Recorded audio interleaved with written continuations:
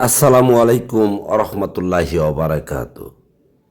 আল্লাহ ব্যতীত আল্লাহ মনে করে সেজদা করা শিরিক।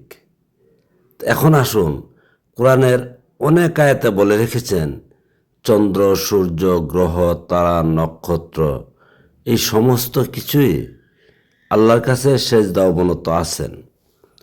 তো এখানে চন্দ্র, সূর্য, গ্রহ, তারা, বৃক্ষলতা এই সমস্ত তো এভাবে মাথা নোয়ায়নি, সূরা কেরাত পাঠ করেনি, জমিনে মাথা ঠেকায়নি। কারণ চন্দ্র সূর্য তো পৃথিবীর মাটিতে আসেই না, তাহলে চন্দ্র সূর্য কি করে সেজদা দিচ্ছেন? আর সূরা ইমরান এবং বাকারার 43 নম্বর আয়াতে বলেছেন রুকুকারীর সাথে রুকু করো। আর সূরা ইমরানে সেজদা করো এবং রুকুকারীর সাথে রুকু করো, এই অর্থে একা রুকু হয় না। তাহলে নামাজ তো মানুষ একাও পড়তেছেন। আবার এই যে এখানে সামনে ছবিতে দেখতেছেন যে সেজদা দিচ্ছেন, এটা একটা বেতের মাদুর বা বিছানা। এই বিছানা কি আল্লাহ? বিছানা তো আল্লাহ নয়।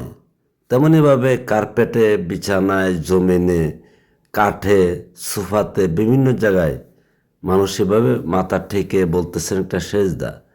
তাহলে এই জিনিসগুলি কি আল্লাহ? যেমন হিন্দুরা মূর্তিতে ভক্তি করে, মূর্তি তো আল্লাহ নয়। সেই অর্থে আপনার এই বিছানাও তো আল্লাহ নয়। আবার কোরআন বলছেন চন্দ্র, সূর্য, গ্রহ, তারা সেজদায় অবনত আছেন বা সেজদা করতেছেন।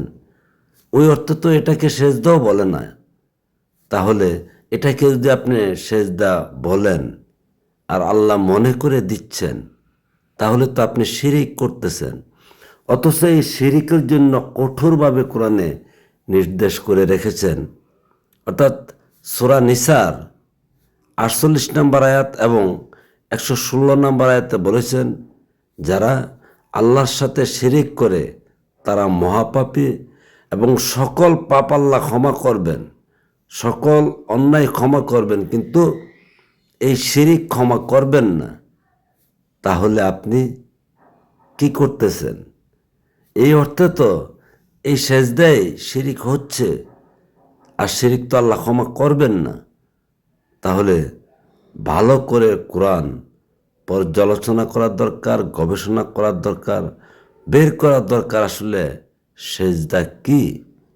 যেমন গুরুবাদী লোকেরা গুরুর কাছে এভাবে গুরুর পায়ে মাথা নত করেন, এটাকে শিরিক বলে ধরতেছেন।